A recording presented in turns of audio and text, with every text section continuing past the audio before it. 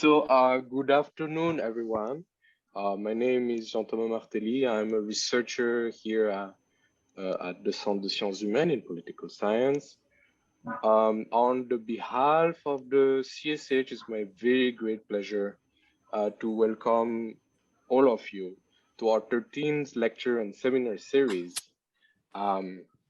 which is very, very special today, as we are having on board 3 CSHers, which is unique.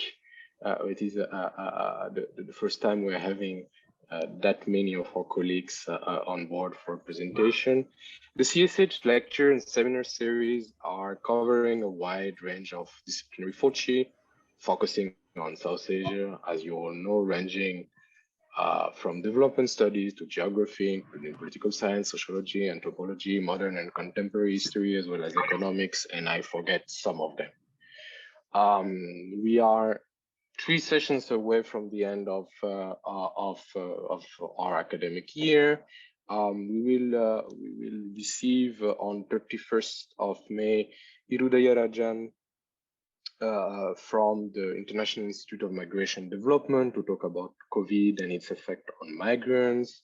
On 14th of June, we will receive medical anthropologist Anna Ruddock, who will be presenting her new book at Stanford University Press, Special Treatment, asking what is the impact of privilege in training education and the way medicine is conducted at AIMS in Delhi. And on 28th of June, we will receive Christoph Andreas Nielsen on his new book on alternative education in India.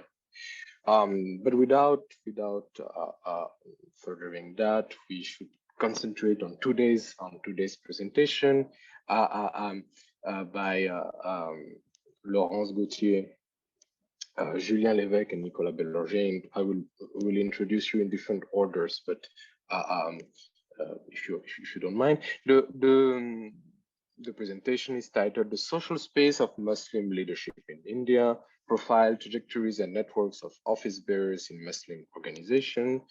The 3 presenters are going to ask a very thought-provoking question: who speaks for Muslims in India? This is, as the presenters will, of course, explain in greater detail, a political sociology of leadership in Muslim organizations in India, presenting the profile as well as their interconnections, and introducing a very exciting new database of office bearers of Muslim organizations that will enable them to draw the contours of a Muslim social space in India. So this is quite exciting. Presenters today, we have Nicolas Belorgey. He's a CNRS Fellow of the French National Center for Scientific Research. He's based at CSH and affiliated with IRISO, the Institute for Interdisciplinary Research in Social Sciences. He's originally a sociologist of public health and is currently working on a new, very stimulating project on unique identifiers, especially the Indian case, Aadhaar. We have Laurence Gautier, who is an associate professor of history at the Geological School of Liberal Arts and Humanities, and an associate researcher at the Center of Social Science and Humanities of CSH. She holds her PhD in history from the University of Cambridge. She works on Muslim representation post-independence India, with a particular focus on the history of Aligarh Muslim University, work that she has published in several journal articles, including in Modern Asian Studies, and she's currently preparing her monograph titled "Between Nation and Community: Muslim Universities and Indian Politics After Partition," to be published by Cambridge University Press. Last but not least, Julien Levesque is a political sociologist whose work focuses on issues of identity in South Asian Muslim societies. He's head researcher and political scientist at the Centre de Sciences Humaines. He's also affiliated with the CES, the Center for South Asian Studies at EHESS. where he earned his PhD. His current work focuses on caste and leadership among Muslims in North India and in Pakistan. Among his recent publications, he has a recently co-edited special issue in the Journal of the Royal Asiatic Society entitled Historicizing Syedness, Social Status and Muslim Identity in South Asia. So here you see that we are already all set up for this very exciting presentation. Those who have questions before the end of the presenters talk, don't hesitate to use the chat box that is given to you. Again, I reiterate my warning to you all. Please do not switch on your microphone during the presentation. With that, the floor is yours, Nicolas, Laurence, Julien, Snell for Neil for the PowerPoint. We're all set. Thank you very much, Jean-Thomas. I hope, can you see? I just shared my screen. Can you see? I can see your screen for sure. All right. I guess it's all right for everyone in the audience. So it's working. Well, thank you very much for the introduction, and thank you everyone for joining in today for this session. I have to say I'm quite excited to present this work because it's something that we've been working on for quite some time, especially when it comes to collecting the data. So let me start. I think I have to say right now, I think we'll spill over the 45-minute limit, but we'll try to keep it within 1 hour for sure. And so the main question, of course, since we have in the title, we have written Muslim leadership. So what do we mean by Muslim leadership? And the way we define Muslim leadership, of course, guides the way we have constituted our database, as you will see. So we do not define leader in a narrow political sense of popularly acclaimed elected figures. Rather, we adopt a broader understanding that does not necessarily imply electoral mandates or the capacity to pull crowds or to deliver public goods, although our definition does not exclude these elements. Our understanding of Muslim leadership, rather, is rooted in what Michael Saward called representative claims, and in the capacity to make representative claims, in the capacity to claim to represent. Michael Saward argues that understanding representation in terms of representative claims entails seeing representation in terms of claims to be representative by a variety of political actors, rather than, as is normally the case, seeing it as an achieved or potentially achievable state of affairs as a result of election.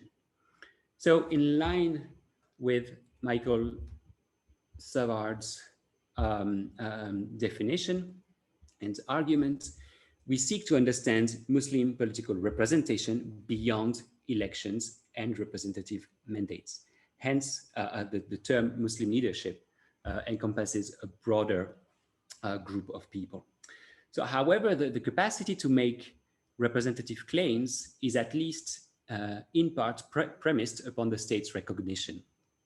We thus define Muslim leaders as those who occupy institutional or organizational positions on the basis of which they claim to represent Muslims or are deemed legitimate to a certain degree by the state to make representative claims in the name of Muslims.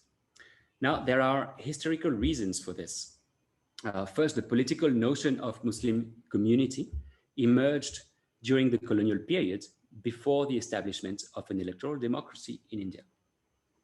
Colonial authorities perceived the Indian society as a juxtaposition of separate communities, each one led by their own elites, supposed to speak for their communities.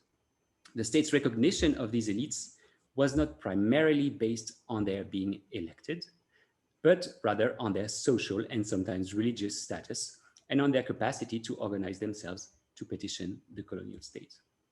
Now, after independence, the Indian form of secularism has carried over, at least in part, this legacy. The state has thus allowed for a social space to exist for Muslim representation, because the state grants, formally or sometimes in more informal ways, a certain representative function to various community organizations.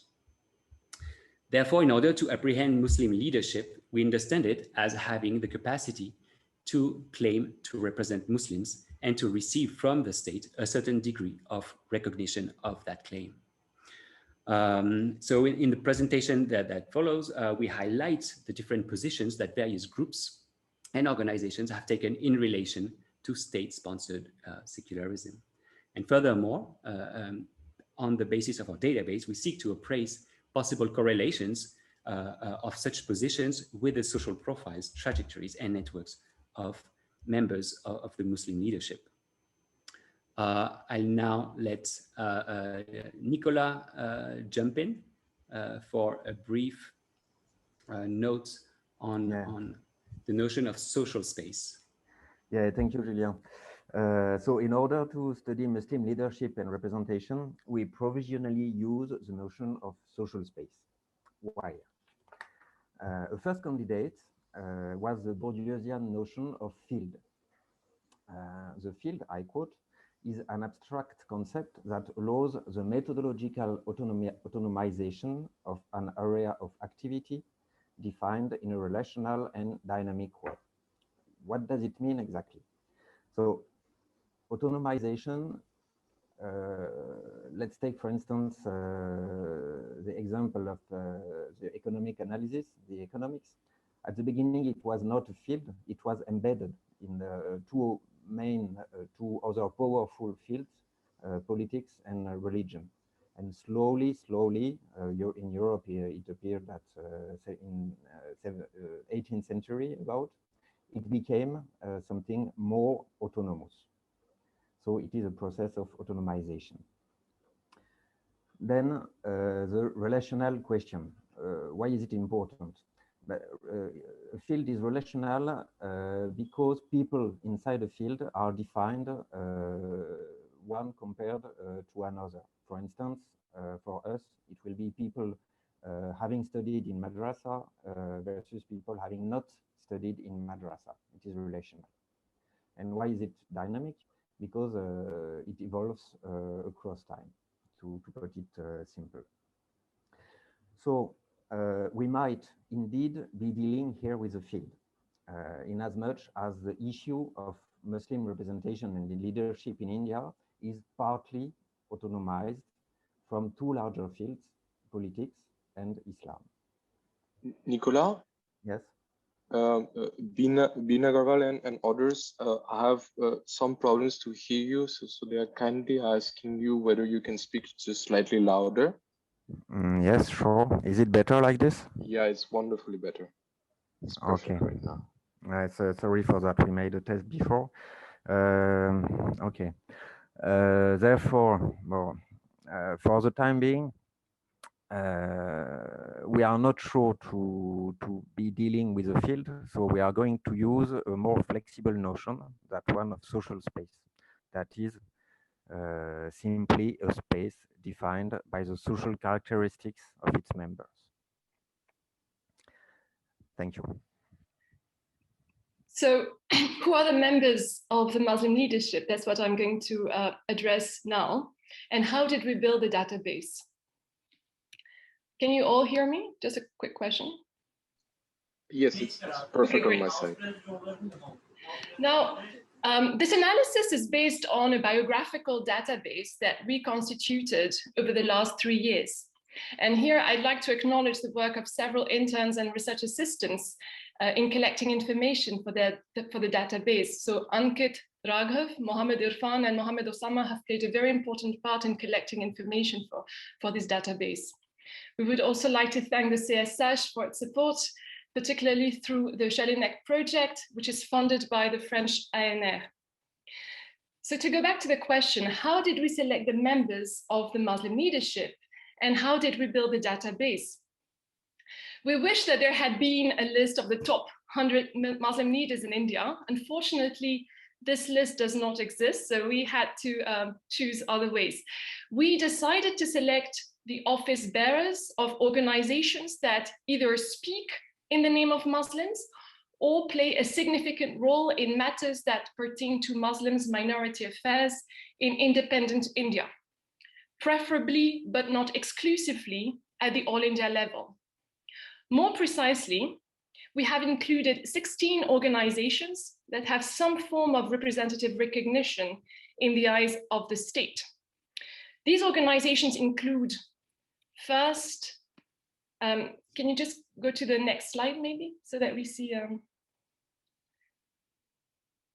and then again, the next one. I think, yeah, this one, thank you so much. So these organizations include, first, state minority institutions that play a role in the management of community affairs, so the Central Waqf Council and the Hajj Committee. Second, organizations recognized by the state with a consultative role for Muslims, so the All India Muslim Personal Law Board, the Babri Masjid Action Committee, the All India Shia Personal Law Board, and the All India Muslim Majlis-e-Mushawarat. Third, central Muslim universities, so Aligarh Muslim University and Jamia Millia Islamia, as well as one cultural organization acknowledged by the state, the Anjuman-e-Taraqi Urdu. Fourth, we have included political parties that aim to raise the voice of Muslims in elected bodies and have MPs. So that includes the All India Majlis Ittihadul Muslimin, the All India United Democratic Front, and the Indian Union Muslim League. And fifth, we have included socio-religious organizations that have had long associations with the Congress, in particular Jamiatul Ulema, Imarat-e-Sharia, the Jama Masjid in Delhi, or organizations that seek to influence the political behavior of Muslims, including Jamaat-e-Islami. In addition to this, we've also decided to include Muslims who've held two forms of key positions in the state apparatus: the President of India office, as well as cabinet ministers at the central level. So these are the criteria that we use to delineate our population of Muslim leaders, but we've also excluded other forms of leadership. So we have not included Muslim figures who are part of organizations that do not make representative claims in the name of Muslims. So we've not included Muslim business elites, nor Muslim artistic elites, nor purely religious organizations like the Tablighi Jamaat that do not directly speak to the state in the name of Muslims. We've also excluded Muslim caste-based organizations that speak primarily in the name of their caste group instead of speaking for Muslims in general or claiming to speak for Muslims in general. We will come back to this point later. At this stage, in order to build a database that would be manageable in terms of size, we have also excluded Muslim MPs, MLAs, and ministers at the state level, as these would have pushed the total number of people into thousands, but we may very well consider including them in the future. So now I let Nicolas say a few more words about the method. Thank you, Laurence. So please, if we can go back one slide. Nicolas, we again don't hear you properly. Oh, it will be. Can you hear me better like this? Yeah, this is perfect. Okay, so I will speak like that. So as a result of what Laurence said, we have a total of 162 individuals for whom we collected 10 types of information. First, the type of organizations, as Laurence depicted them. Then whether they have multiple affiliations, what we call multi-positionality. Then whether they have been appointed as president of India or a cabinet minister at the central level. Then whether they are teaching in a Muslim university, what is their political party membership, if they have one. Then what is their social and family background, their native language, their caste or biography, their gender, whether they hold a position already held before by a member of their family, that is to say their hereditary position. Then their religious belonging, did they receive, have they been madrasa educated, are they Sunni or Shia? Then do they have other educational achievement, like a university degree? Then what is their historical period? We distinguish, apart from the pre-partition time, we distinguish three main periods. The post-partition years until the end of the emergency, 77.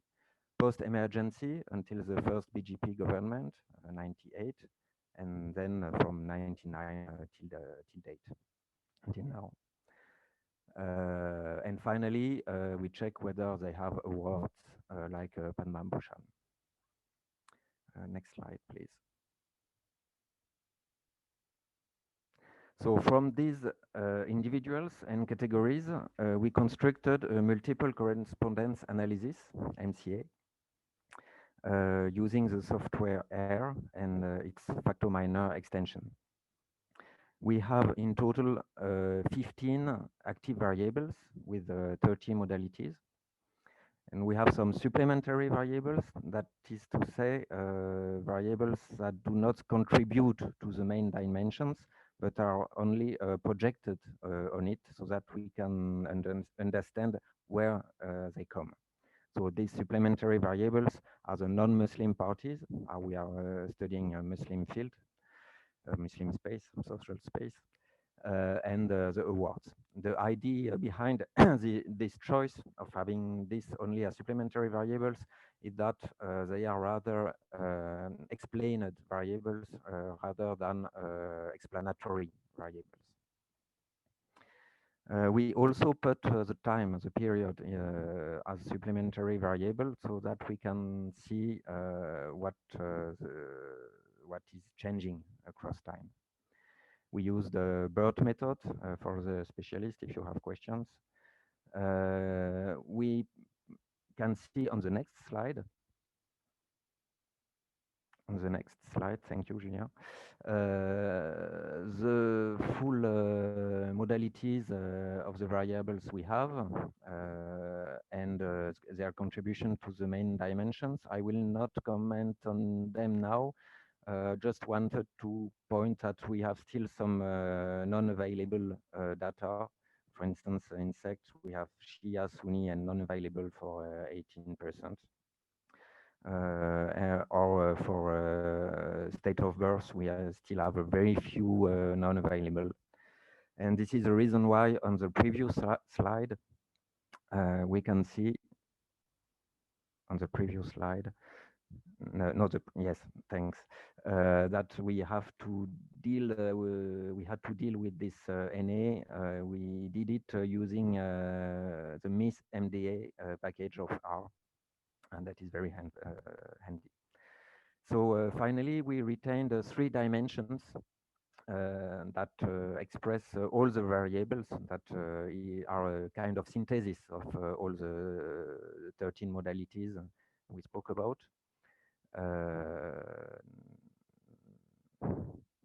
No, and no, it was a good slide. Before, please. Before. Yes.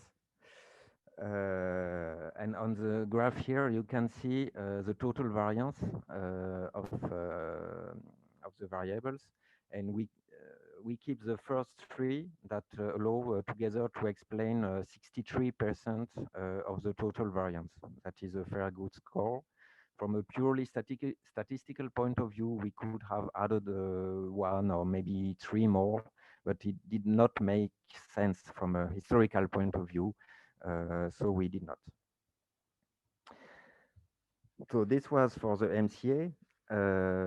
We used another statistical tool that is depicted on yes, this slide. It is a hierarchical clustering on principal component, HCPC. What does it mean? It means that we took the positions, the coordinates of the individuals in the MCA to group them into fairly homogeneous clusters in which individuals share similar characteristics. So you can see from this graph that the number of clusters is depending where we put the cutoff, the horizontal line. So we could have put it quite above. We would have had 2 clusters. We could have put it quite low. We would have had 8 clusters. So we choose to keep 4 clusters that you can see here: red, black, green, and blue. And they are projected on the MCA on the next slide. And here you can see how people are grouped. So in the rest of this presentation, we will first explain the first 3 major dimensions. Please, the next slide. And next. The 3 major dimensions of the population. So the first dimension is secular versus religious individuals.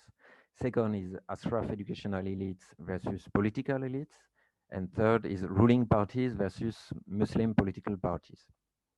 Then in the second part, we'll deal with 2 clusters, one of the Sarkari Muslims. And in the third part, we'll deal with 2 other clusters, the religious spheres and community organizations and Muslim political parties. So let's go to the first part, the 3 main dimensions. You can see on the next slide the 2 first dimensions together. Horizontally, you have the first dimension. What is it exactly? It is the opposition between versus and secular, between religious and secular leaders. On the left, you have religious leader. On the right, secular leaders. And the variables that are most contributing to this axis are first being affiliated with a religious organization. Can you see my mouse here? Can you see my mouse moving? No, it's your mouse is frozen. Oh, okay. So Julien, I let you use yours. Sure, I'll do that. Thanks. So the main variable contributing to the first axis horizontally are the belonging of a religious organization. So it is org-rel yes. Yes, thank you, that's it. Or on the other side, org-rel no. That's it. And the second important variable here is having studied in a madrasa. Madrasa, yes. That's it. An example of one people located on the religious side is Sayyid Hussein Ahmad Madani. We can see him on the next slide. So on the next slide, it is the same, but we, that's the previous slide, but we added some people in order to make it more understandable, and and the supplementary variables in green. So for the people, Syed Hussein Ahmad Madani is number 30 on the left. So he's born in 1879 in UP. So he's a Hindi native speaker. So he's Hindi yes. You can see the variable Hindi yes on the left of the graph. He joined Deoband in 1892, aged 13 years old, and he studied there. So he's madrasa yes.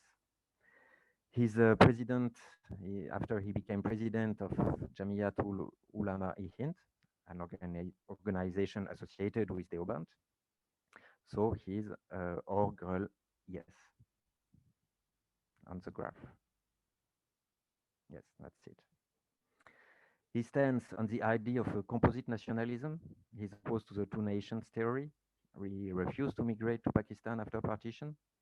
He assumed that ulemas would play an important role at the head of the Muslim community.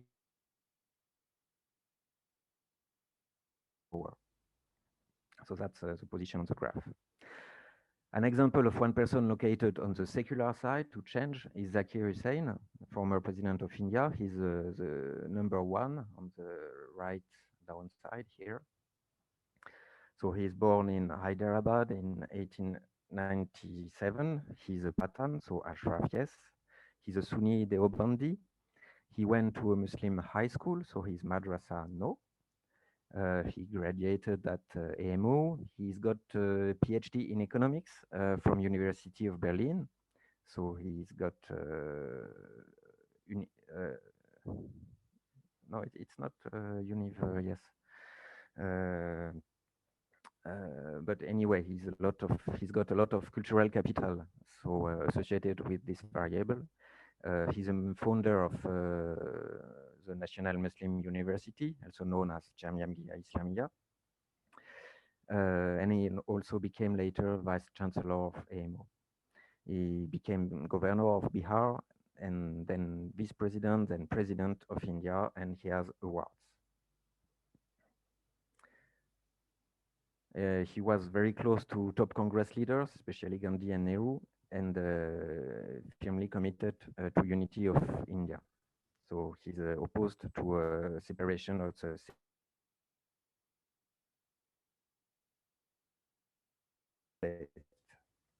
so he's a nationalist Muslim par excellence.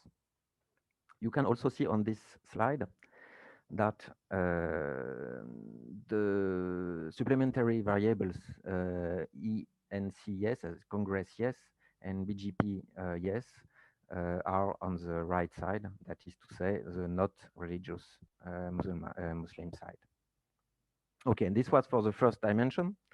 Let's go to the second. Second is vertically.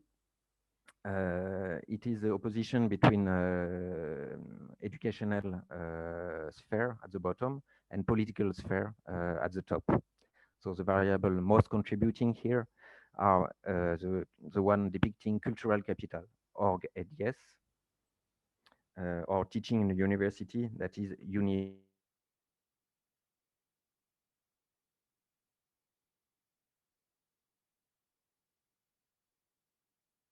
At the top.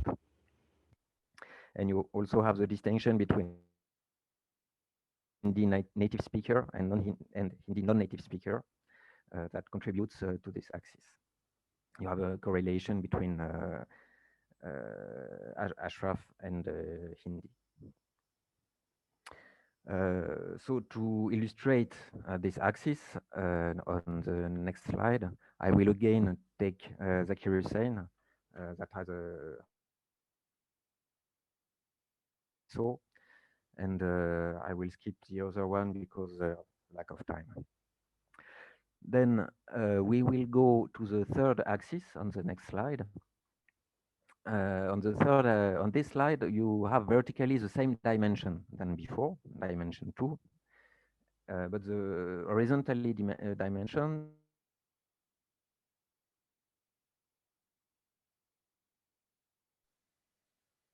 ruling parties on the right.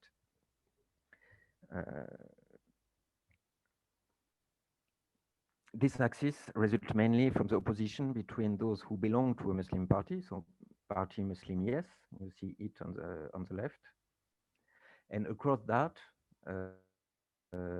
you see a lot of shaded points. That is a cluster that we will explore later of the people having this property. So opposition between party Muslim yes on the one hand, and people who have a position in the cabinet, that is KBS,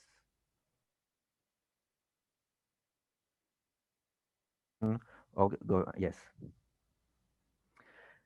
On the right, we also find women as and a native Hindi speaker that contribute both to this axis. An example of a woman in this government, in the government part, is Mosina Kidvai, number 77 here. So she's born in 1932 in UP. She did not go to madrasa. She went in women's college at IMU, and she has a long political career with the Congress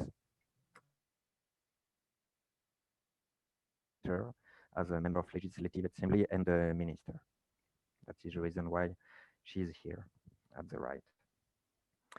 On the left, you have an example of one person in a Muslim party, Muhammad Ismail, number 83, with a very different profile. He's born in Tamil Nadu. He went to Hindu and Christian college.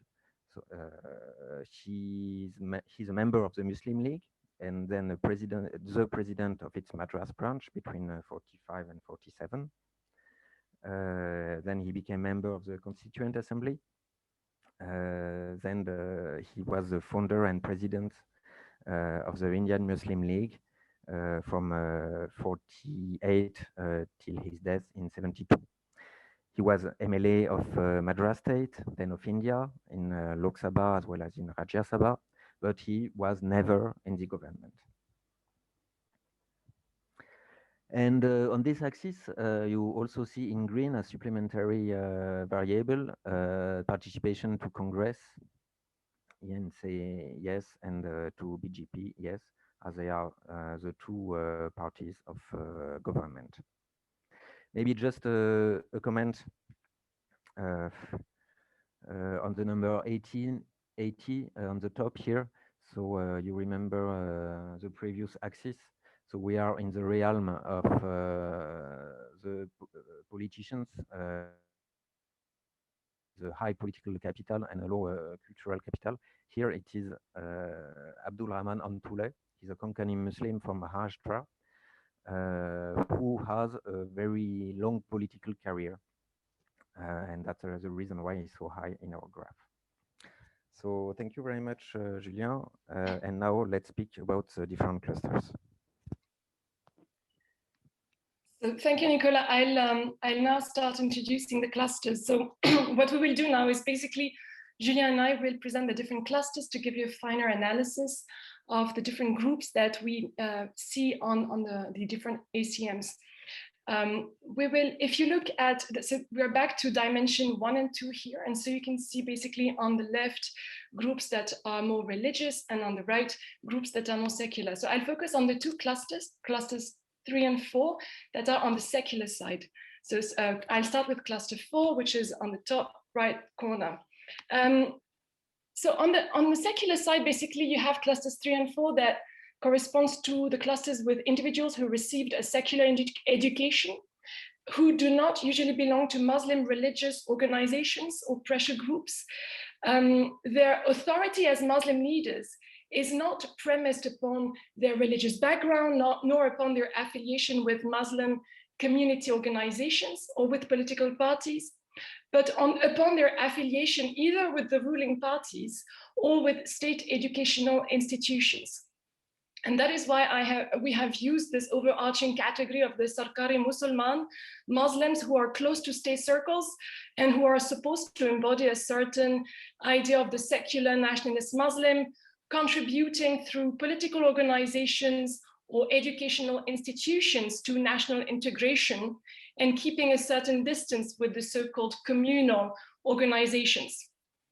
So let me start with cluster 4, which corresponds to the top right cluster on ACM dimension 1 and 2. So they correspond to the secular political elites. The variables that are most correlated to this cluster are being part of a governmental organization, not being a part of a religious organization, being part of a cabinet, and belonging to Congress in many cases. In other words, here, their affiliation with Congress, which was for a long time the ruling party at the center, has given these individuals access to power. We find them in government organization, but also in parliament or state assemblies. They often accumulate different types of position within government circles. And they're also the ones whom we find in government-supported organizations for Muslims, particularly the Central Waqf Council or Hajj Committee, or as ministers for minority affairs. They come from relatively diverse social backgrounds, but they generally belong to dominant groups. So among them, you have North Indian Ashraf elites, as well as other dominant castes outside the Hindi belt. In a few cases, you also have people who come from non-dominant caste backgrounds, but I'll come back to this point later. So within cluster 4, you can distinguish three main subgroups. First, those whom we call the local dignitaries, who are usually associated with Congress and come from outside the Hindi belt. They are basically the regional elites who belong to locally dominant castes. They have often a successful professional career alongside their political career, which further enhances their local influence. So for example, you have businessmen, chartered accountants, lawyers, journalists, and they're primarily engaged in regional or local politics. And sometimes they're also involved in local Muslim NGOs, which is different, please note, from Muslim religious organizations or pressure groups. So to give you concrete examples, we can cite Mohammed Amin Kanwani from Bombay, who is from the Halai Memon community. So that's a small and prosperous merchant community on the western coast of India. He's from a big business family involved in the real estate business. He did all his political career within Congress, mostly at a local or regional level. And his affiliation with Congress allowed him to be elected MLA in 1980. He became soon after the chairman of the Maharashtra State Minorities Commission, as well as the chairman of the Hajj Committee, which is a governmental organization for Muslims based in Bombay. In parallel, he's also involved in the Anjuman-e-Islam, which is an educational organization promoting education for Muslims. And quite interestingly, this organization was established in the late 19th century by Badruddin Tayyabji, who was another Congress member and who, like Kanwani, came from a rich merchant community, the Bhora, very influential in Bombay. So here you have a certain continuity. Now, some of these local dignitaries have moved from regional politics to central politics. They have gained access to the central parliament, to central government organizations, as well as cabinet positions. And in doing so, they have become some of the Muslim faces of the central government. Among them, you have, again, as Nicola was saying, Abdul Rahman Antule from Maharashtra. So as Nicola said, he's a Konkani Muslim, so a dominant caste. He was trained as a lawyer. He had a very long career with Congress, starting at regional level. So he started as, in the first stages of his career, he was president of the District Congress Committee, and then General Secretary of the Provincial Congress Committee, before becoming MLA in Maharashtra, and minister in the state government led by Congress. Then he alternated between central and regional politics. So in 1976, he was elected at the Rajya Sabha and briefly became General Secretary of the All India Congress Committee. In 1980, he went back to Maharashtra, where he was elected MLA and became Chief Minister. And later in 1989, he returned to the center. So he was elected in the Lok Sabha and joined the central government soon after. In 2006, under Manmohan Singh's government, he became the Minister of Minority Affairs. So he was the first person to occupy this position. And at the same time, he was also the chairperson of the Central Waqf Board. So here you have a typical example of how one regional dignitary can become one of the main faces of Congress and government at the center. Now, if we look at the second subgroup, we can see that you have what we have called the Congress Old Guard, close to Congress central leadership.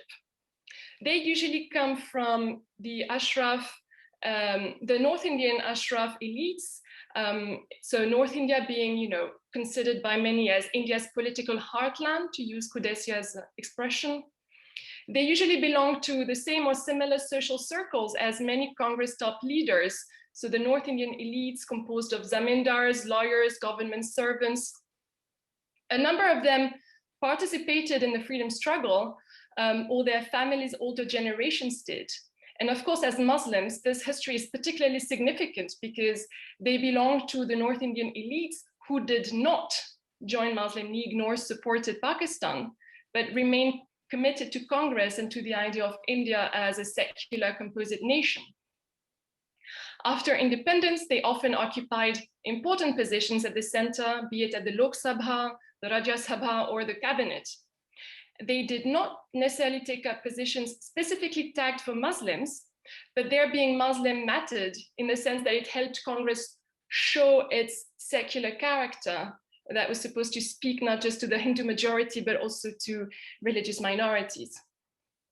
So to give you an example, we can think of Rafi Ahmad Kidwai, a prominent Congress member, very close to Nehru, who came from a well-established Zamindari family in UP. His father was himself a government servant, his uncle a lawyer. He was educated at the Mohammedan Anglo-Oriental College, so what is now called AMU, Aligarh Muslim University. He was himself a freedom fighter, first involved in the Khilafat and non-cooperation movements. During the colonial period itself, he was elected to the Central Legislative Assembly and became in 1946 the Home Minister in UP. After independence, he became part of Nehru's central government. So he was very much, at the heart of Congress and at the heart of the state apparatus after independence. Now, a third group we can think of is that of, outside these two main subgroups, you have a few individuals who have moved with the times, if I may say, opting for BJP, usually after an early career with Congress. BJP, as the rising opposition party and later as the ruling party, opened up more opportunities for them. So here I'd like to cite the example of Sikandar Bakht, who's had a very long political career. He, during the colonial period, he opposed the Muslim League. He became a Congress candidate in 1952 in the municipal elections. And we can see that he gradually shifted to the right of the political spectrum. So he, in 1969, joined the faction of Congress opposed to Indira Gandhi. Then after the emergency in 1977, he joined the Janta Party. And that's when he was elected MP, as an MP. He also became a cabinet minister. He joined the BJP in 1980 and soon occupied a prominent position in the party. He was the general secretary and vice president. He also became a minister under Vajpayee's government in the late 1990s and headed the Central Waqf Council. He also later became governor of Kerala. What is interesting here is that unlike others, Bakht did not come from a dominant caste. He came from the Qurayshi Kasai group, which is a lower status community. And what you can also notice is that his political trajectory had nothing remarkable under Congress. It's only after he joined the Janta Party and later the BJP that his career really took off. And so here maybe we can assume that he had limited opportunities, in Congress that may be related to his lower social status. And it's only when he joined opposition parties that he gained better opportunities. Now, Bakht's shift to the right was gradual, but you have other politicians who've had a more sudden change of affiliation. And here I'd like to mention Najma Abdullah, who also appears in this cluster, who comes from a high social background. So she's a Syed. Dawoodi Bohra from Bhopal, who's related to Maulana Azad, a very prominent Congress leader, so from a very elite political family. She's had a long political career in Congress. She was 4 times in the Rajya Sabha and occupied key positions in the All India Congress Committee, and then joined BJP after 2004, presumably after a dispute with Sonia Gandhi. She soon became one of the Muslim faces of BJP, in the sense that she was Minister of Minority Affairs under Modi, and she also became Chancellor of Jamia. Now here, if you look at these different groups, what you see is secular political elites who become the Muslim faces of the central or state governments and of state institutions. They often embody the idea of a secular nationalist Muslim and as such have an important role to play in showing the secular character of the ruling party. They're also supposed to rally Muslim citizens to non-Muslim parties. Now that's, of course, especially true for Congress and maybe less visible for BJP. Now, the other type of Sarkari Musalman, if I may say, is the cluster 3, the secular educational elites who are supposed to embody the idea of a secular enlightened Muslim committed to national integration. Now, so these the members in this cluster usually belong to a more narrow social groups as compared to cluster 4. They usually belong to the secular educated North Indian Ashraf elites who stayed in India after partition. In that sense, they share many similarities with what we have called the Congress Old Guard in the cluster 4. They share with them ideological affinities. They're often pro-Congress and sometimes pro-left, and they're also firmly committed to the idea of secular and composite India. Now, I'll try to go a bit quickly here, but we can distinguish more or less 3 kinds of profiles. You have those who are primarily academics. They come from cultured North Indian Ashraf families, and Shias are very well represented in this group. They head Jamia or Aligarh Muslim University. Often they reach this position because of their academic trajectories, but also because of their ideological compatibility with Congress, and now to some extent with BJP. We also find in this group the presidents of the Anjuman Taraqi Urdu, who come from the same social and educational backgrounds, and who, like their peers in this group, are committed to the promotion of Urdu as a symbol of India's composite culture.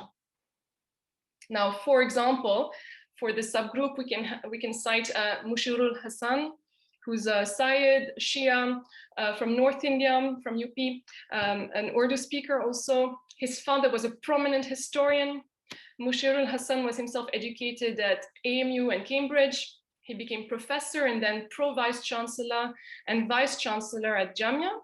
He was close to Congress, and in many ways he embodies the typical secular nationalist historian critical of the ulama. He was also a member of diverse government delegations. We can also cite Ali Ahmad Surur, who was again, a sheikh from UP, someone from the Ashraf group, a sheikh from UP. He studied in Agra and at AMU. He headed the Urdu department at AMU and became the general secretary of the Anjuman Taraqi Urdu for almost 20 years. In parallel, he was also a member of the Sahitya Academy and of the board for the promotion of Urdu. So he played a very important part in promotion of Urdu as a secular composite language. So that's for this first subgroup within the cluster 3. There's another group which we can, call the politicians come academics. Among them, you have individuals who share a strong investment in educational institutions, and some of them take up political positions, usually within Congress. This is particularly true for the Nehruvian period, when these individuals embodied the ideal nationalist Muslim committed to national integration in the aftermath of partition. So here, Nicola has already mentioned Zakir Hussain, who very much, corresponds to this profile. You can also mention Bashir Hussain Zaidi, who again came from a highly educated Ashraf family, a Shia Syed from UP, a Zamindari family with a secular education.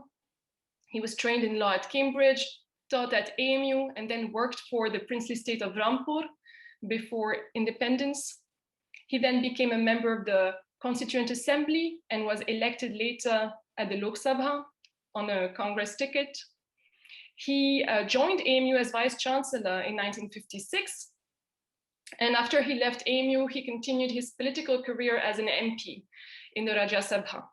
He also conducted occasional diplomatic missions.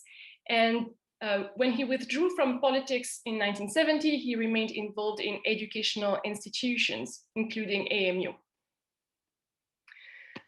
Finally, just one more word, we can see a special case arise, that of civil servants and army generals who head Muslim universities. They usually come from similar social backgrounds, so North Indian elite Muslims with secular credentials, but they do not have academic careers. Their career as civil servants and army men put them in positions where, in a way, they are vice chancellor who also supposed to maintain law and order, probably, in Muslim universities. And this becomes actually a regular feature of AMU post-1960s and Jamia post-1990s, after Jamia becomes a central universities. You have quite a few civil servants and military men at the head of these universities, which may say something about the government's perception of Muslim universities as sites of potential unrest that need to be tamed. I mean, here, this is just a hypothesis which needs to be consolidated. Quick example, Zamiruddin Shah, for example, North Indian side with a secular education, who joined the army and became vice chancellor of AMU in 2012, and who describes himself as actually as a Sarkar Musalman. His brother Nasiruddin Shah was an AMU alumnus, and of course is a very famous actor. So put together, there are a few exceptions. I'll come back to it later if you want in a Q&A, but I just like to conclude quickly on these two clusters now. So put together, the members of clusters 4 and 3 are in many ways the Muslim faces of state institutions and government. They do not necessarily speak for Muslims or explicitly claim to represent Muslims, but their mission nonetheless is still to, one, show the secular face of Congress, to counter also the accusations of Congress being primarily a Hindu party. This is of course less a concern for the BJP. And 2, they are expected to promote secular ideas of educational progress and national unity among Muslims, as opposed to so-called obscurantist and communal ideas. There is here a continuity with Maulana Azad's idea after partition that Muslims have to blend in, that they are best served if they join the main secular parties and give up the idea of separate political representation for the community to participate in nation building while defending an inclusive conception of India as a secular and composite nation. So that's for clusters 3 and 4, and now Julien will present clusters 1 and 2. Thank you very much, Laurent. So what I'll do is I will not go into biographical details for these 2 last clusters, just to save on time, but I'll describe them generally and will give you a few ideas with a few names. So what we've seen with the 2 clusters that Laurent introduced, that North Indian secular Ashraf or elites or people from dominant social backgrounds, both political and intellectual, constitute major profiles in the database. And now we'll turn to the left side of the graph, that is the religious sphere and the sphere associated with community organizations and with Muslim political parties.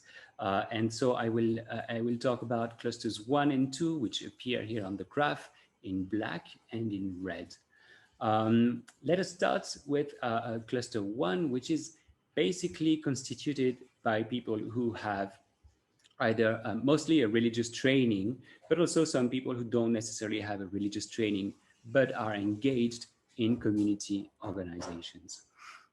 So the main, what defines the people in this cluster and what brings them together is that there are people who have a close association with community and religious organizations that we have listed in the database. They are members in at least one of them, and sometimes in more than one organization. And they are conversely generally not members in organizations that we have included as educational or cultural or even governmental minority affairs organizations. Generally, they keep more or less out of power and political circles, and certainly out of electoral politics, and mostly out of political power at the central level. So they do not hold central ministerial positions, nor are they members in ruling political parties. Some of them may be close to political power, as we'll see, such as the Madni family. But nonetheless, these individuals in this cluster largely remain outside of ruling power circles. And this is evocative of, for instance, what the historian Barbara Metcalfe had noticed in her work on Deoband in the colonial period. She had noted how Muslim religious elites had, in her terms, turned within and focused on creating an autonomous religious sphere outside government control. And so here this may be interpreted as a kind of continuation of this trend after independence. In terms of family backgrounds, the members here of this group also share similar characteristics. And the three important characteristics about their origins that they share is that they come again from North India and mostly UP and Bihar, but more generally Hindi-speaking states or the Hindi belt. They are Sunni and generally Hanafi, and they generally come from Ashraf families, mostly Sayyid and Sheikh. In addition, most of the individuals in this cluster share a religious training in a madrasa, and consequently, they have no university degree in general. Now, we may identify basically two big groups, though here I've listed three on the slide, but we can club them together as two groups. One is formed of ulama from UP and Bihar, so religious figures, and they form the core of the group. And then most of them are Deobandi, so associated with the Madrasa of Deoband and the large Deobandi network. And some of them are also Barelvi or associated with religious shrines across North India. So some of them can be figures of national renown that play a role at the central political level, such as the Madni family. However, the majority, in fact, tends to keep out of political circles.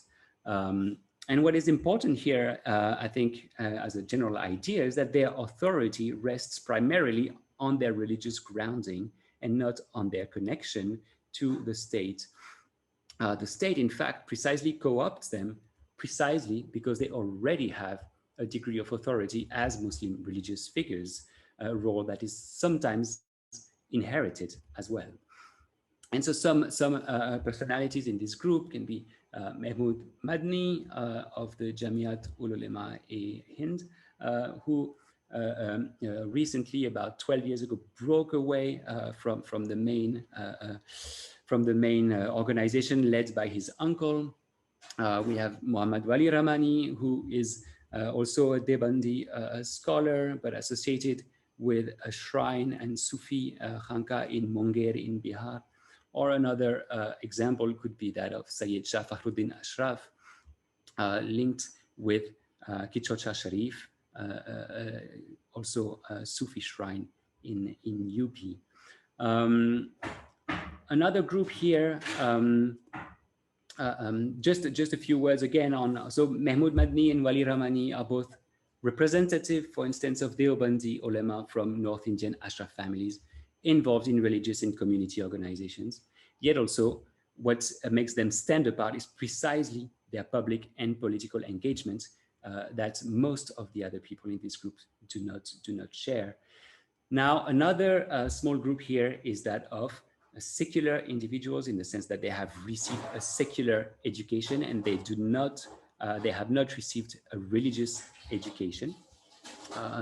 And this group of secular individuals, what is characteristic of them is that they're dedicated to community engagement, and that's how they can be distinguished from secular individuals who are associated with ruling circles or with Muslim universities and cultural organizations. So here, again, this group, they are mostly Sunni Muslims from North India, generally Hindi Urdu speaking, and generally, though not always, from Ashraf families. And they have received an advanced secular education, yet in their secular careers, they still remain associated with community organizations. So for instance, an example is that of Amanullah Khan, who is a journalist who started his career in journalism, became chairman of the Islamic Journalism Society, then was always associated with educational, Muslim educational organizations. And here I'm talking of private trusts who run educational institutions, and eventually became general secretary of a platform organization that we have included. We can find similar profiles in the Jamaat-e-Islami, for instance, of secular individuals committed and dedicated to community affairs. And now, finally, the last cluster I'll introduce is that of individuals involved in Muslim political parties. So again, what we've seen just now is people who are associated either who have a religious training or are committed to community organizations. And now we see people who are on the side of political power. This group appears in red here in this graph, projected on dimensions 2 and 3, and is very clearly visible as standing apart from the other groups. It's located in the upper part, so in the political sphere, and it's located on the side of Muslim parties on the left, rather than on the side of ruling parties. Individuals, sorry for that, individuals in this group share a certain number of characteristics. They generally are office bearers in Muslim political parties, as I mentioned, and the three political parties that we have included are the AIUDF based in Assam, the AIMIM based in Hyderabad, and the Indian Union Muslim League, IUML, based in Kerala. And generally, consequently, they're not part of ruling political parties, nor of government minority affairs organizations like the Hajj Committee or the Central Waqf Council. They do not hold ministerial portfolios at the central level, and they also tend not to be associated with major educational and cultural institutions. Now, what is interesting is that they come from outside the Hindi belt, and particularly from the three states that are associated with the political parties that are mentioned. They tend to come from a Sunni background and also from privileged social groups, privileged caste. They often hold a hereditary position. That is a position that has been previously held by a member of the family. And finally, the people, the individuals in this cluster tend to have a secular university education rather than a religious education, though some of them do. And now within this group, we can identify also various typical personalities. For instance, and I'm not going to take them in the order that you see them, but the central elements, for instance, that or something that we see overrepresented in this group is the fact of being part of a political dynasty. And one interesting example is that of Abdul Rahman Ajwal, who is in fact mainly the son of his father. So his father is the founder of the AIUDF, the All India United Democratic Front in Assam. And basically Abdul Rahman Ajmal studied at Deoband like his father, interned in his father's business, his father also being a business tycoon in perfumes, and he eventually ran and was elected as an MLA, which did not turn out to be a very positive experience, and then he didn't run again. But he still holds some power within the party, which is why he's included here. Other figures in this cluster include, for instance, families and particularly personalities that have a long-standing opposition to the Congress party secular politics that marks or that defines previous groups, the groups that Laurence defined. Here we see, for example, the Owaisi family in Hyderabad that took over the party in the late 50s, and a party that is associated with opposition to Congress and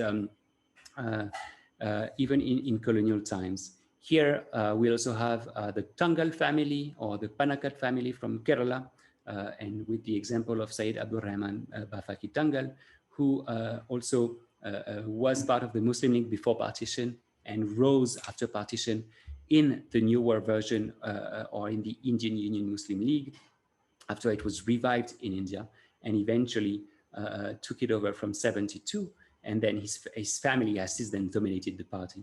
Now, some secular leaders also rose in these Muslim political parties, and it's quite interesting that if we contrast them with the two people I just spoke about, they're also quite different and embody a different kind of Muslim politics that is not simply opposed to Congress politics and Congress kind of secularism, but rather that seeks to bring Muslims on one platform and have some kind of political bargaining power.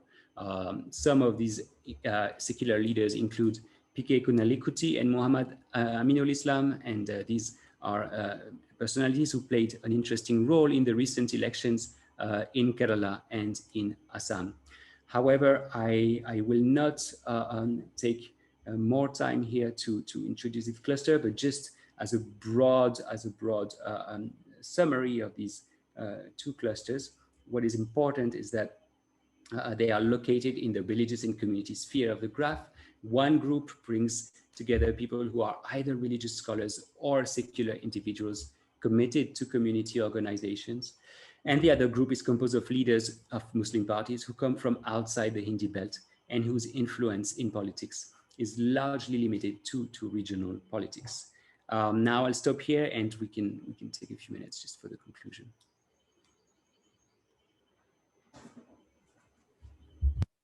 Okay, maybe I can start the conclusion. Nicola, again, could you put the mic closer to your Yes, closer to your mouth? I changed the mic and the internet connection in between, but it's not better. I'm sorry. So to conclude very quickly, the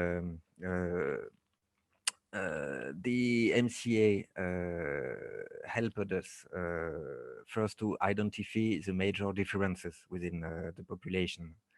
First, we have secular versus religious individuals, then politic elites versus intellectual elites, and third, mainstream power circles versus regional and Muslim political parties.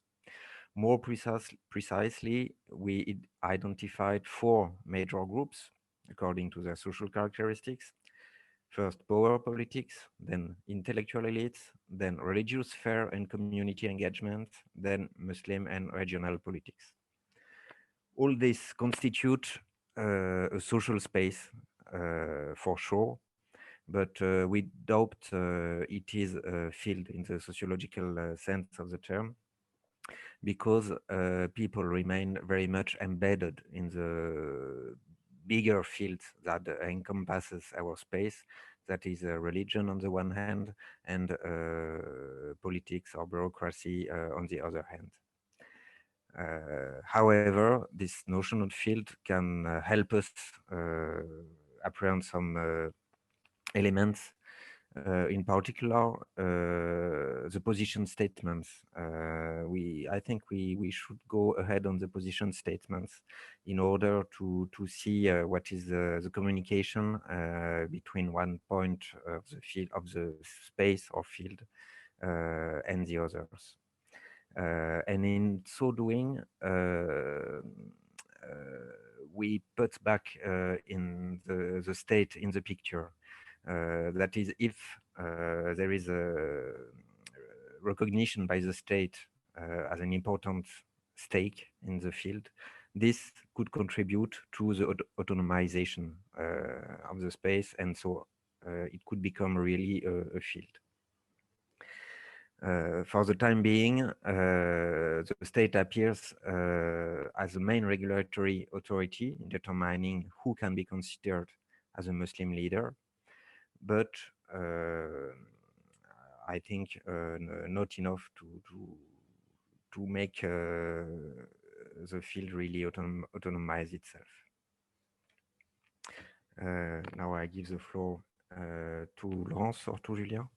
Yes, I'll just say a few words about state-sponsored secularism. So what does this role of the state tells us about the state-sponsored secularism in India? So state authorities turn towards Muslim leaders to address Muslim citizens because they still tend to see the Muslim community as a separate group. As we have said, state authorities co-opt already established leaders of Muslim religious and political organizations as potential intermediaries. In the process, they reinforce the authority of these individuals as Muslim representatives. But at the same time, ruling parties also create a space within the party, within governmental organizations and educational institutions, for Muslim individuals to emerge as Muslim spokespersons who are ideologically compatible with the ruling party. Our analysis points to various forms of contestation of the system.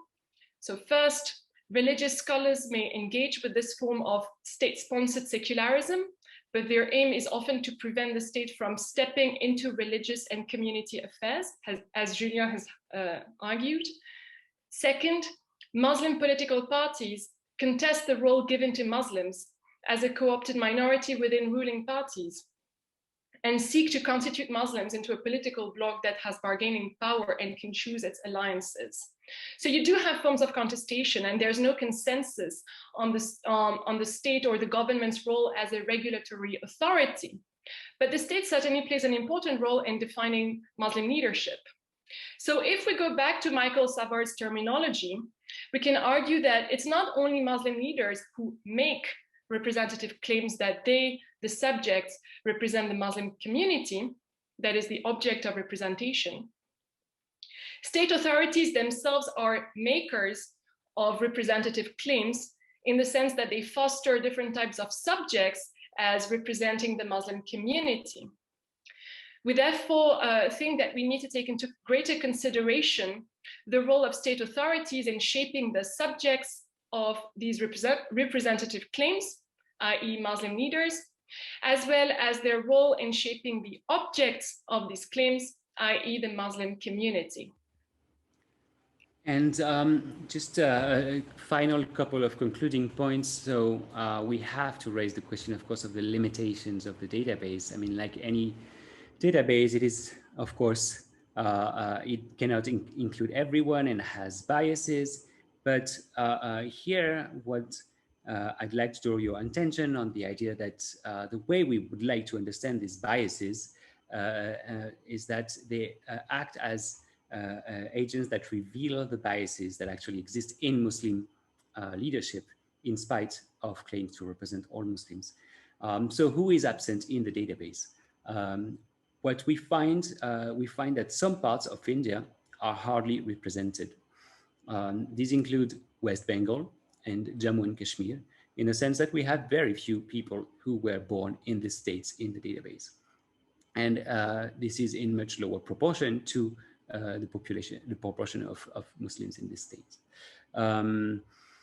This is largely due to the fact that Muslims from these regions have their own religious and cultural organizations that have that are somewhat autonomous from all India Muslim organizations, and that they do not have political parties that are explicitly Muslim, or even less so, that aim to build an all India Muslim constituency. In addition, another missing group is that of marginalized caste groups among Muslims, and they are also hardly represented. And this reinforces the claim made by Pasmanda groups that privileged social groups among Muslims keep holding positions of power in organizations that claim to represent all Muslims. Therefore, it reinforces their claim that these organizations are not representative in the sense of descriptive representation of the whole Indian Muslim population. Now, of course, including such groups in the future will make our database more representative, but however, it will also make it possibly less representative of the existing internal power imbalances within the Muslims in India. And finally, one dimension that we would like to further analyze in the future is the question of diachronicity of the database. You must have noticed that so we bring together in our analysis office holders of various organizations since 1947. And we have, although we have mentioned the generational changes across time, we have not systematically or statistically analyzed the different time periods and what brings together the different people in the different time periods. What are the common characteristics? So the reason is that so far we have found the population in the database to be quite stable in its social composition across time. For instance, we have noted the persistent overrepresentation of North Indian Ashraf elite in continuity with the colonial period. But this is something that we would like to explore in greater detail in future research. So I think we've taken a lot of time. Thank you everyone for listening to us. And I think we can now switch to Q&A.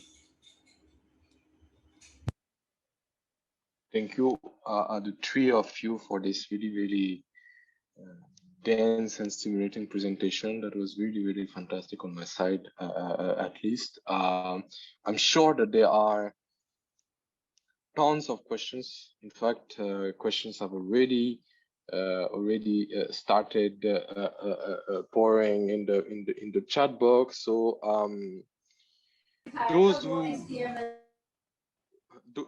who are feeling shy could ask the questions in the chat box, but I kindly invite you, those who are interested, to unmute themselves and ask a question, possibly through raising their hands in the Zoom. Otherwise, while people are mobilizing their thought, I was wondering if those who ask a question in the chat, whether they would like to ask it directly to the speakers. That's the case of Bina Garwal, Tariq, and Suraj Kumar. If not, I can read the question from the chat. Bina is asking, what about non-academic prominent intellectuals such as journalists? Sahid Naqvi, his daughter now. So that's the first comment. There's another comment from Bina, which do you give more weight to some organization than others? If so, how do you weight them? Question mark. And then I will, and if you maybe want to answer those while I continue collecting. I questions. can answer to the question on the weight. Sure. The answer is no. We give the same weight to every organization. That's it. Suraj Kumar has a question. Let me read it. Jean Thomas, this is Bina. Could they answer the other question, which is that you've chosen academics, but there are a vast number of influential public intellectuals. You know, who would be much more numerous than the few names that you've picked up over the years. More women also. So I'm just curious, where does this fall in your schema? To respond, Laurence? Julien, Laurence? So I think Julien, go ahead, and I think I'll answer Suraj Kumar's question. Now? Sure, you can. Okay, all right. Yes, thank you, Bina, for this question. I mean, you're absolutely right. Intellectual elites, for example, a prominent journalist that you mentioned, and that is true for others that we mentioned at the beginning, such as artistic elites. I do think when we think of artistic elites, we can think of painters, but we should first and foremost think of Bollywood actors who are hugely popular, of course, figures. And the question, I think, here, for example, if we take the case of Said Naqvi, that we should ask is first, what directed the delineation of the population was the question of the relation to the state and to being part of certain organizations that play a role in, or that claim to speak in the name of Muslims. And another dimension that I would like to mention is simply a question of, so if we decide to include, for example, non-academic prominent intellectuals, so on what basis would we include one and not the other? So as we said, one of the difficulties of constructing this database is precisely that there is no prepared lists. And so as soon as we include one person based on, say, reputation, then you can always raise the question of why not include someone else. So I think we should also keep in mind that the questions of to what extent would it change a lot if we added, say, Said Naqvi to the database? And I'm not certain that, Said Naqvi falls in the profiles that we've defined. That may not be the case, for instance, of Bollywood actors. So that would be interesting to compare in the future, possibly as a way of expanding the database. We could possibly, for example, include artistic elites. But then I think the kind of questions that we would ask would not be so much related to the state and to secular policy of the state. Yep. John Thomas, can I come back on this just once come back?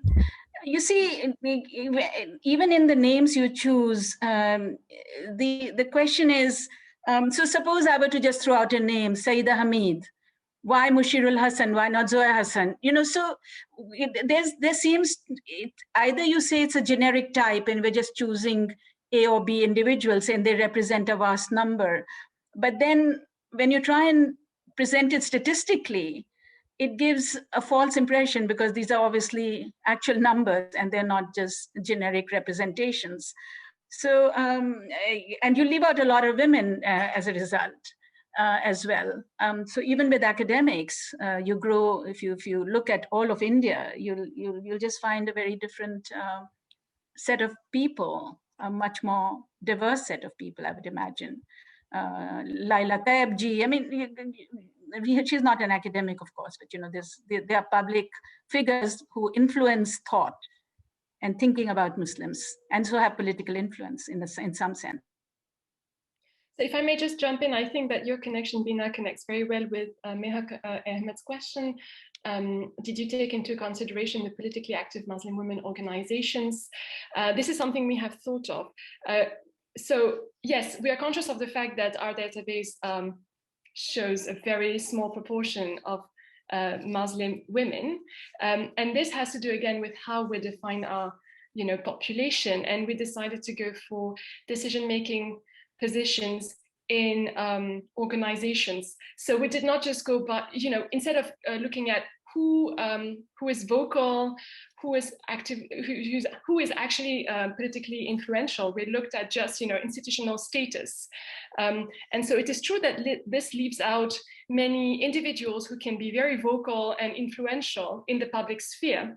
But what we're interested in here is more their institutional status. And here our database clearly shows that women are underrepresented in institutionalized decision-making positions in these organizations.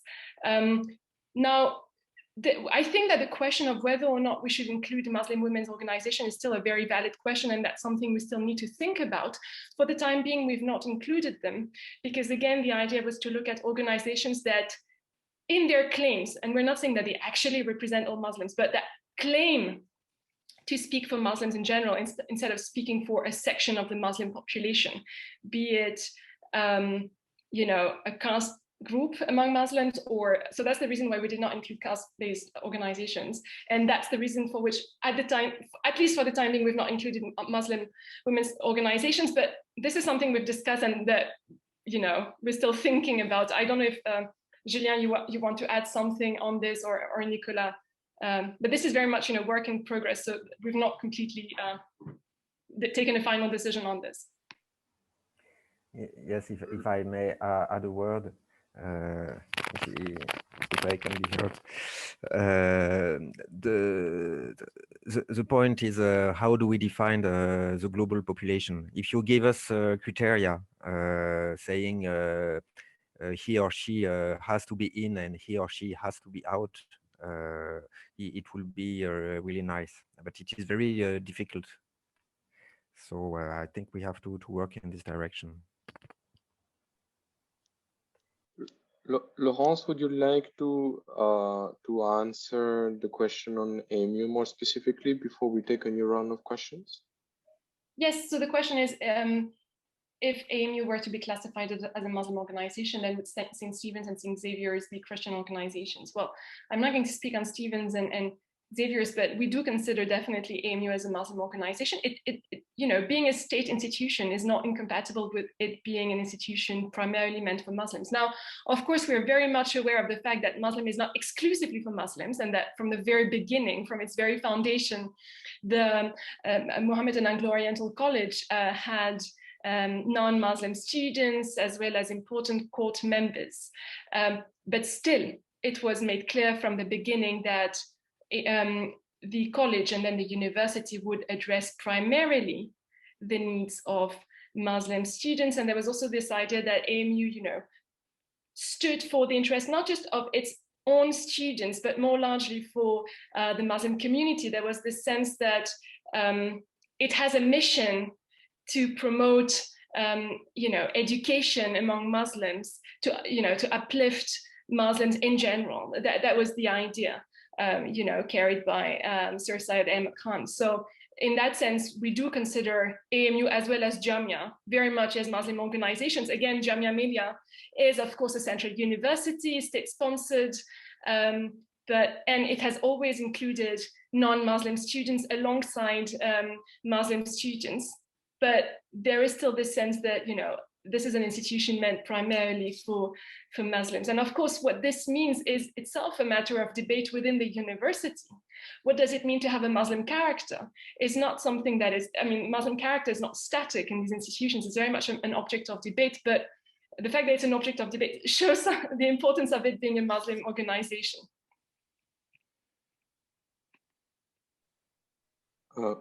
Right. Nicolas Gravel has asked a question in the chat box. Would you like me to read it, Nicolas, or would you like yes, please. Yes, to, or I can speak go it in out? the chat box also as well. Where is it in the chat box? No, it's just a question which possibly reflects my my ignorance of this method here, of these multiple factorial analysis, and the fact that you put these variables on axes. We have an axe which is religious, non-religious, for instance, or something like that. But you put these points on an axe and you order them. You don't put them either on the religious or not religious, but you order them. Some are at the extreme left, some are at the middle left, and so I was wondering what was the meaning of that ordering. From my recollection, it doesn't have much meaning if you deal with this as a binary variables, but then you put those on, you order them on the left and right, or on the up and down, and this ordering, as far as I can tell, has no real meaning, but perhaps you attribute a meaning to it, so I wasn't sure to understand. Yes, I can answer your question. Of course, it is surprising when you see this statistical tool for the first time.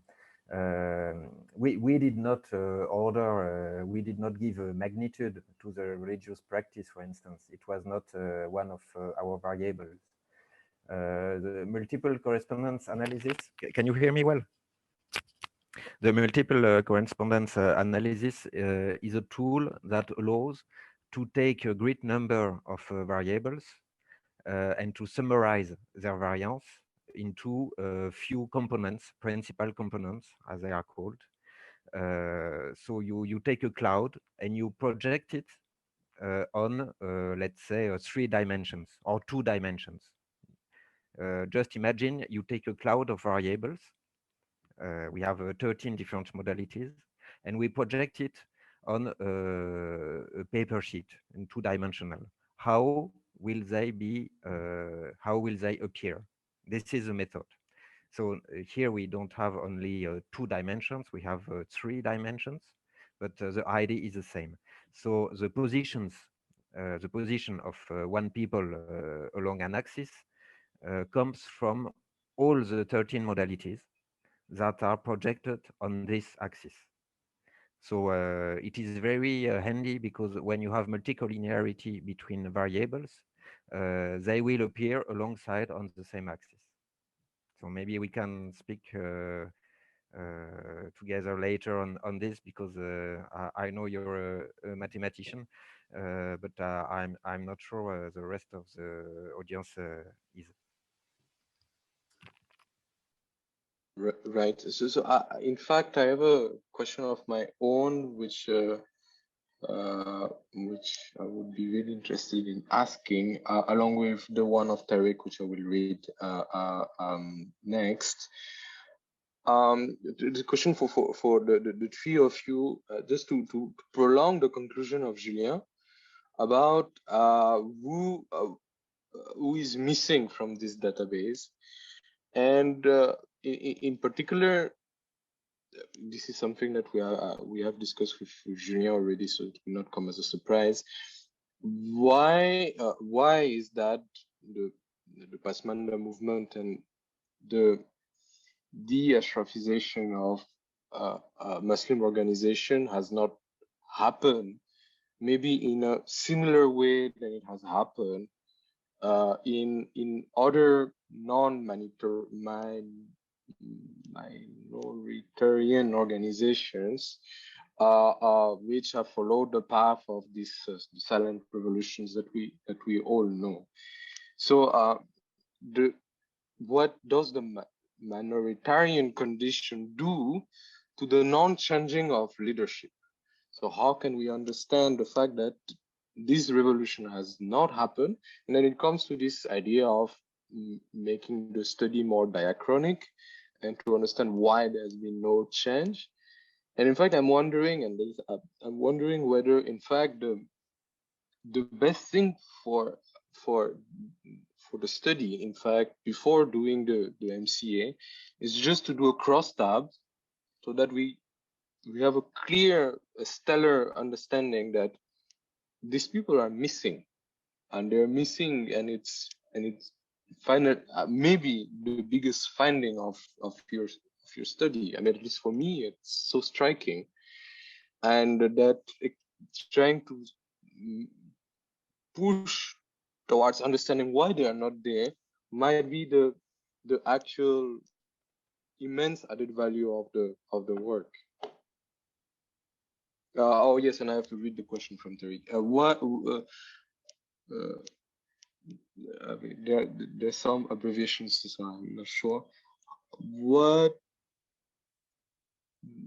is the impact of the leader included in the study on education of Muslims? How many of the leaders have founded or supported educational institutions? Maybe I'll respond to Jean-Thomas' question. I don't know, maybe Laurence, if you would like to respond to the question on education. Yes, thank you, Jean-Thomas. Of course, we've had discussions on this, and I think you're absolutely right. I mean, it's a great question. How come we have not seen a significant change in the composition of the leadership of all these organizations? So if we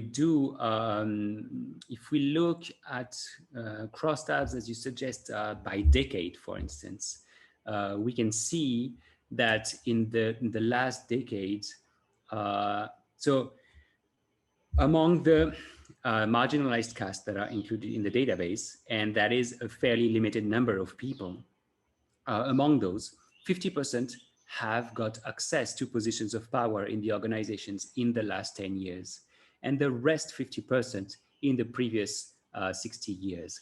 So it is something we haven't talked about today here, but there is the underlying question of, are we starting to see a change? And that is a question that I'm asking myself, and that I would like to keep observing in the future.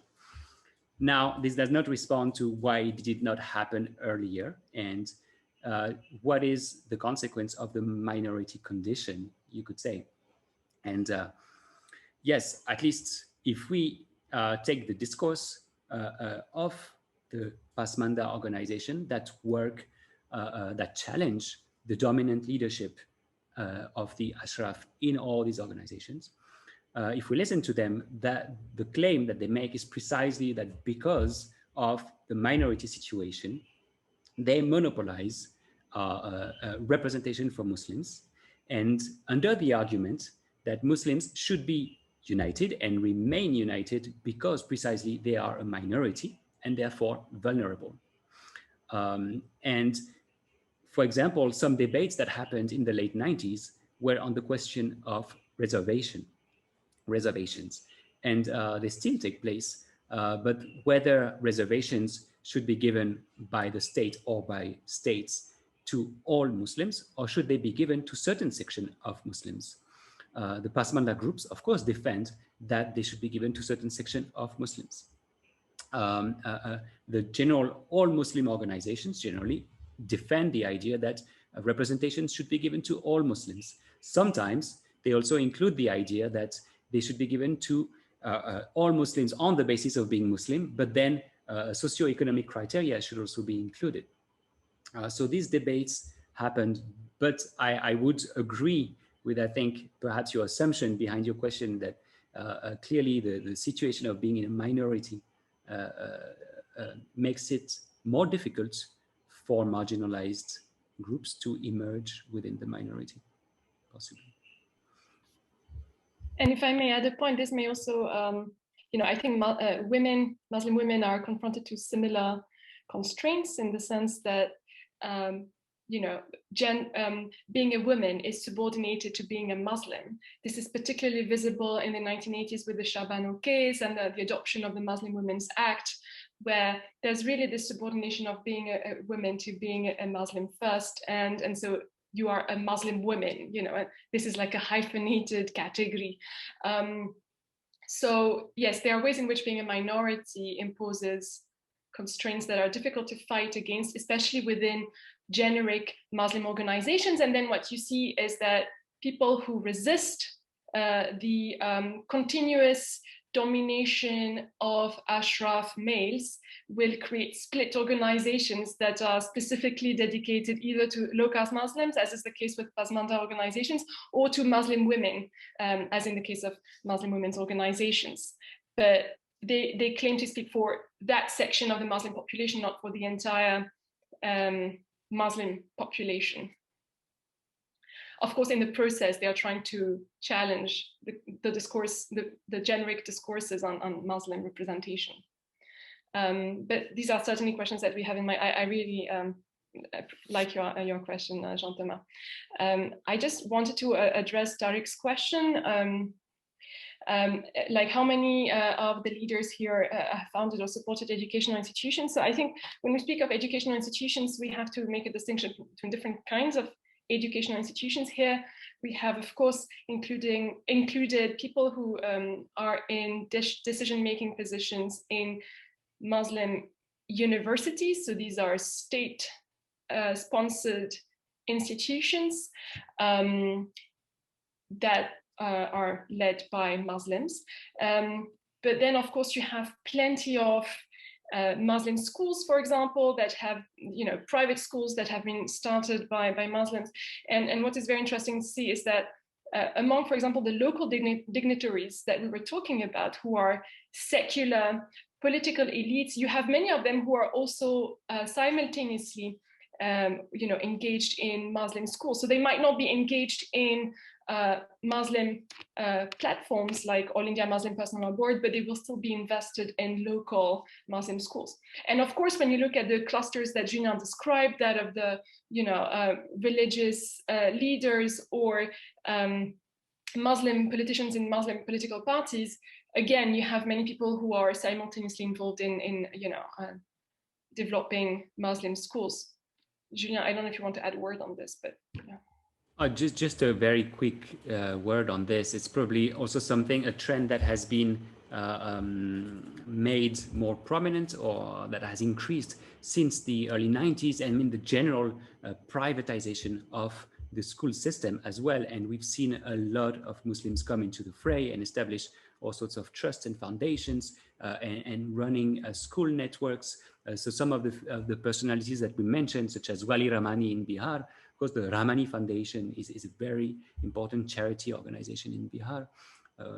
We can think of the Amin in Bengal, but there are all across the country, we see such organizations running private schools. Fantastic. I think we had a lot of food for thought.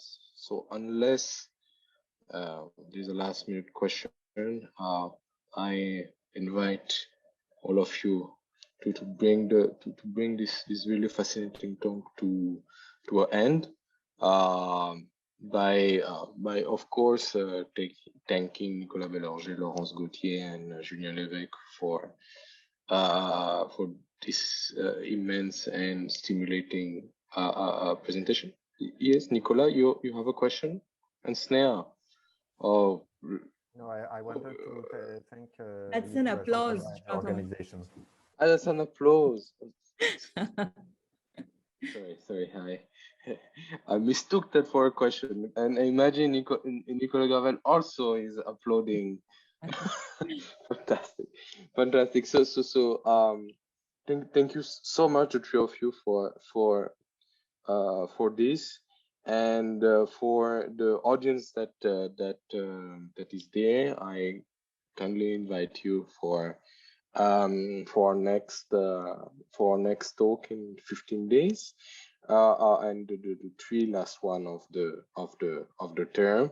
And yes, thank you so much once again, and have a great evening, and see you soon in 2 weeks. Thank you everyone. Thank you, Dr. Thomas. Thank you, everyone.